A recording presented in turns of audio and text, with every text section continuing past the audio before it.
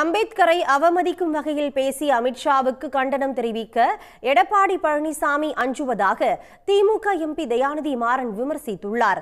இதில் இருந்தே இரு கட்சிகளுக்கும் இடையே கூட்டணி உறுதி என்பது தெளிவாகிறது என்றும் அவர் கூறியுள்ளார். அம்பேத்கர் பத்தி தப்பா உள்துறை அமைச்சர் பேசிட்டார்.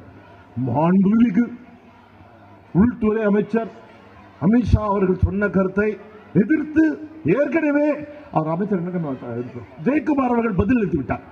அதே பதிலை என்பதிலாக நீங்கள் எடுத்துக்கணும். அப்படி உள்ளுக்குள்ள உதறதில்ல. அப்போ ஏடிஎம்கே அதிமுகவுக்கும் பாஜகவுக்கும் கூட்டணி உறுதி என்பதை சொல்லாம சொல்லிட்டேப்பா. இது கல்ல கொண்டல. இது வரைக்கும் திரைமறைகள் இருந்தது பயம். நான் கேட்கிறேன், தமிழ்நாட்டுக்கும் பிற்படுத்தப்பட்ட மக்களுக்கும் எதிராக யார் செயல்பட்டாலும் எதிர்க்கின்ற துணிவு உள்ள ஒரே கட்சி திமுக.